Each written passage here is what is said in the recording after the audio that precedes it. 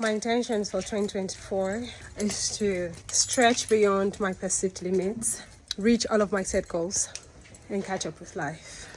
Hola people, what's up? Welcome back to my channel. My name is Becca and I film from Kaduna, Nigeria. On this channel, I talk about everything personal development, friendship, books, and stories. Like I share stories and I talk on storytelling, For this year, I actually intended to, start a new structure of video content, and this will take the actual format of diary. I've always been a diary oriented person, Becca Diaries, So this year I thought of, just making it an actual diary. Guys, I'm going to confess, I had structured this diary. I knew exactly what I wanted. Whilst I'm sitting here right now, I'm exhausted. The whole day has been something else. I am tired and I had two choices, yeah. I had the option of just, quitting for today and saying, maybe next Saturday I'm going to make a post. But then I thought about it. So it will be a -1 week this year. And I've told myself that this year I want to give it my all. I want to stretch myself. I mean it. I didn't just say that thing like that. So having said that, here we go.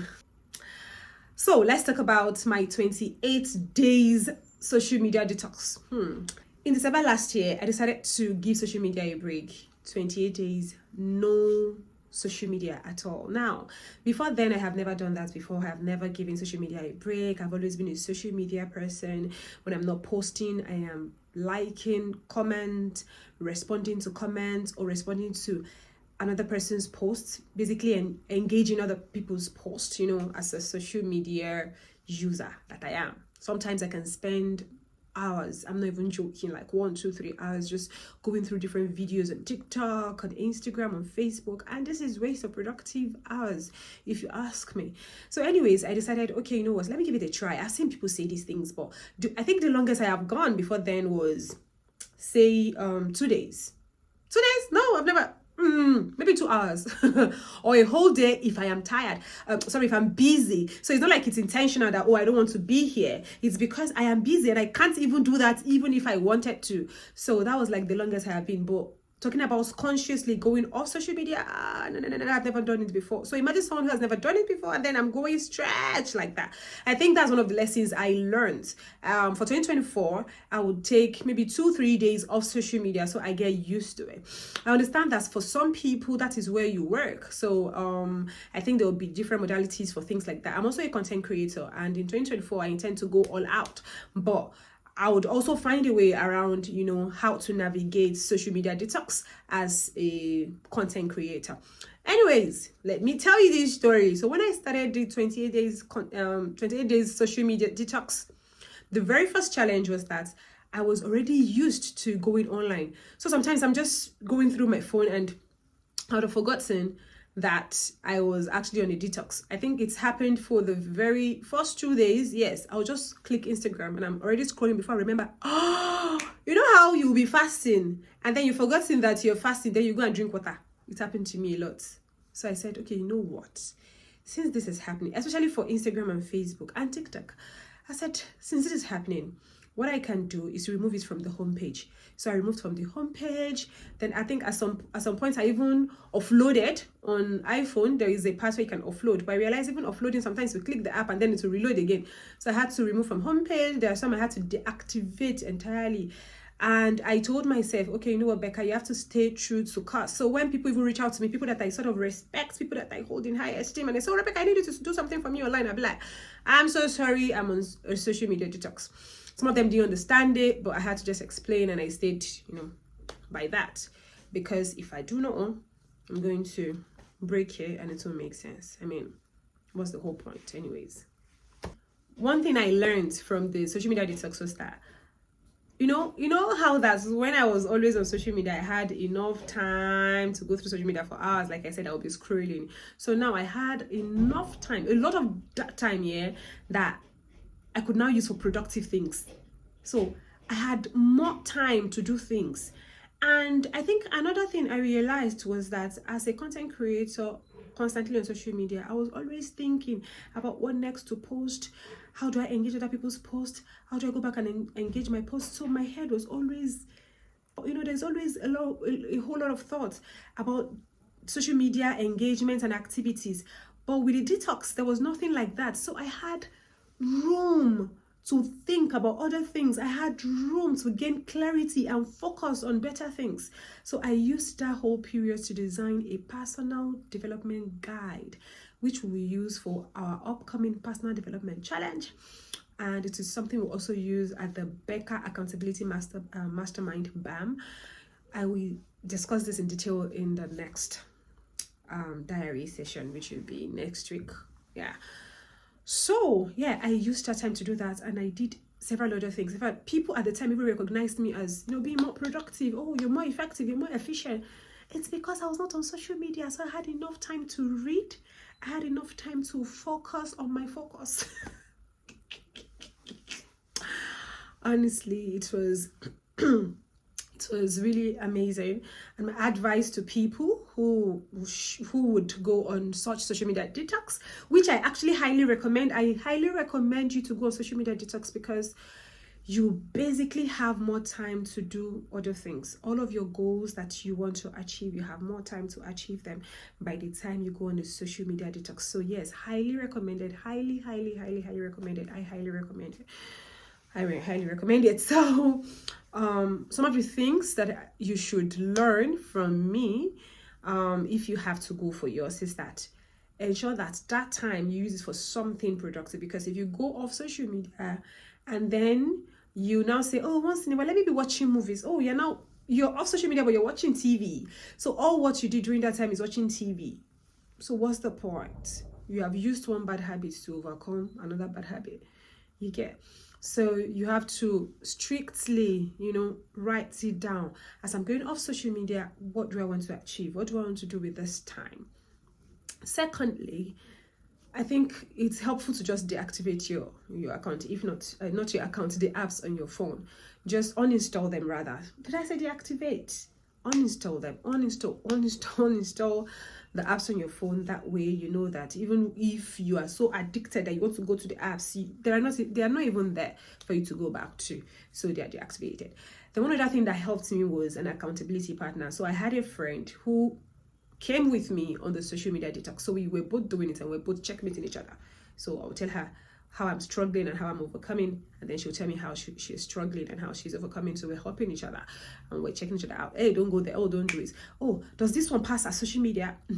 Things like that. And yes, on the case of does this one pass as social media, one thing you would notice with social media detox is that other things will start taking the place. Like I said with the TV, sometimes we feel that YouTube, for instance, is not a social media platform because it's not a traditional social media platform, right? But by the time you are not on the regular TikTok, Twitter, Facebook, Instagram, and then you're on WhatsApp, basically, you end up watching more WhatsApp stories, and then you end up binge watching YouTube videos. And at that point, it will become a social media because, why did you leave TikTok? Just go back to TikTok. If you come to YouTube and maybe watching, and it is not educational content that you're probably learning from. You're just what am I saying? You're just binge watching. You're just sitting, holding your phone and just basically watching videos, laughing, reacting, commenting, the same thing you would have done on TikTok and Instagram. You're now doing it on YouTube. The fact that it's on YouTube doesn't make it less of social media. At that point, it's now your regular social media. You've turned it to social media. Even WhatsApp at that point will become social media. So we just have to watch it. So we don't use one bad habit, to take out one bad habit. And like they say, darkness cannot, send out darkness. So just ensure that you have a focus. You're clear on what you want to do with that time that you're going off. Even if it is to sleep, yes. Sleep well, eat well, exercise, read books, read during that time. And at the end of the day, basically, just know that at the end of the day, you should be able to account for your time and say, oh, this was what I did during this time. Basically, I think that works. It worked for me. I'm super, super happy that I went on that 28-day not challenge, social media detox. I will do it again. Yeah, I will do it again. I'm super grateful. So yes, friendship, I am someone who resonates so much with intentional friendship, and friendship that amounts to something beyond just gisting, hanging out, and just laughing and stuff like that. So last year December, I did some sort of personal retreats. Is it personal retreat now? Some sort of friendship retreat. So we went to a resort. You know, we had fun, we listened to good music, we used the pool, we rode the horses, even though, okay, don't let me expose nobody. Anyways, we had fun, but at the end of the day, I think what stood out for me from that friendship retreat was that we were able to look out for each other. You know, we sat down and we rubbed minds. We spoke about our prospects, our goals for 2024. We spoke about the years before, what stood out for us, and lessons learned, challenges, and the things we want to take forward to 2024. And we sort of just, encouraged each other on how to achieve. We sort of encouraged each other on how to achieve our goals in 2024. So I find it really helpful, honestly. It was one of the most amazing things I did in 2024. One of my best weekend. You know, having fun with your friends and sitting down afterwards to talk about your goals, your plan, your future. In fact, we planned going forward that we'll be having this every year. We will be having this every year. It's not like this is the first time I'm doing something like this, but that one just stood out. Before now, we'll do like games, we'll hang out, we'll cheat, it'll be informal. This last one stood out. It was really mind-blowing, thought-provoking. We sat down, we rubbed minds. It was really amazing. I recommend it. Friends, take yourselves out. Do some sort of retreats. Be with yourselves. Do some sort of retreat. Engage yourselves, and learn from one another and help each other grow. I think that is something that I recommend to all friends out there. Be intentional, about your friendship and see how you all can, grow together. Books. The book for the month of January 2024 is Atomic Habits. Here is my copy of Atomic Habits, and it's been an interesting read so far. It talks about tiny changes, remarkable results, an easy and proven way to build good habits and break bad ones. I've been talking about replacing bad habits and other bad habits before.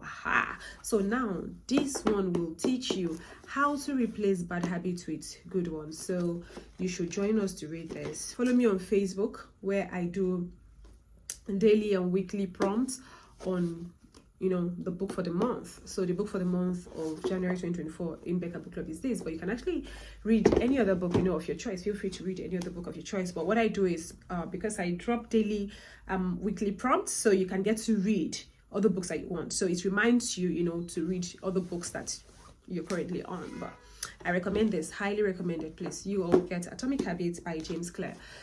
Makes perfect sense. Welcome to the chapter on stories. One thing I'll teach about storytelling today is that when we are building our characters, we should make them believable. We should make them human-like so that people can relate. Because what makes characters relatable in your stories is how much people reading, watching, listening can relate. How much of themselves they can see in that. So if you're writing about a barrister, for instance, you're writing about a doctor.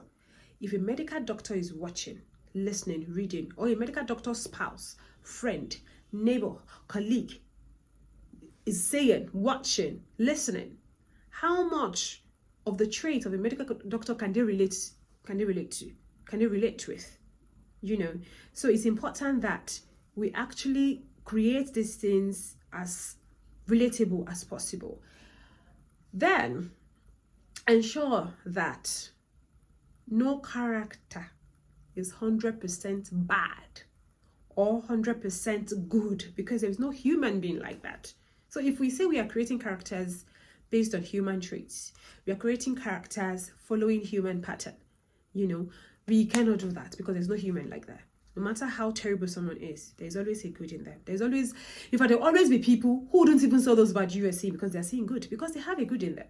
And there's no how someone is so good, there'll be something that will be off. So you're saying good, there'll be someone that'll say, is it that person? Because it's the bad the person even saw. Who knows? So no matter how good someone is, there will be that part that will be bad. No matter how bad, there will be that part that is good. So no character should be 100% bad or 100% good. I hope you take that into cognizance next time you're creating your characters. Thank you so much. Thank you so much for watching this video. I don't know what this would come to.